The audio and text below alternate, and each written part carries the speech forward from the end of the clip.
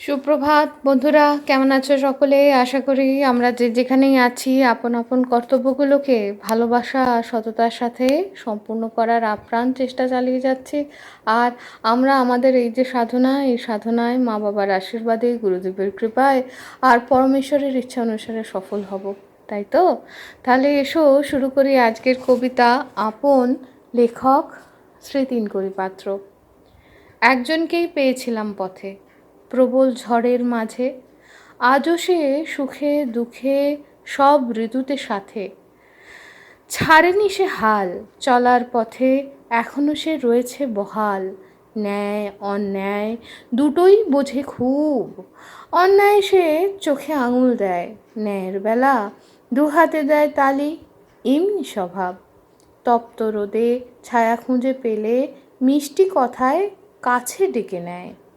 আর হঠাৎ পথে বৃষ্টি নেমে এলে নিজের ছাতা আমার হাতে দেয়। অভাবেও তার দমিনী স্বভাব, একইভাবে নিত্য যাওয়া আসা, নিত্য বিচরণ, নিত্য দিন পুরনোতেও নূতন খুঁজে পায়। অভাব যায় নূতন দিন হাসে নূতন ভাবনায়।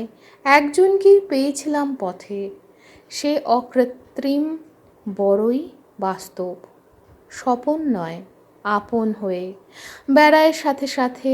পিঠে তার লম্বা শাড়ির আঁচল, চাবির রিং বাঁধা, বাম হাতে তার ছাতা, অন্তরেতে গাঢ় সবুজ মন।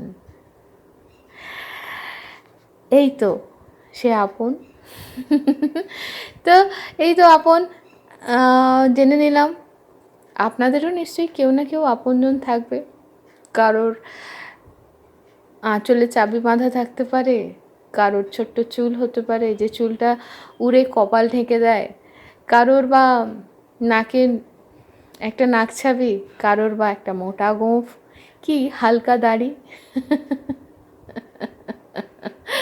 যার যে আপনজন রয়েছে, যাদের এরকম পথ চলতে খুঁজে পেয়েছেন, আশা করি তাদের সাথে আমরা সবাই ভালো থাকবো, আনন্দে থাকবো আর নিজের নিজের কর্তব্যগুলোকে ভালোবাসা সততার সাথে পূরণ করে যাব, তাই তো?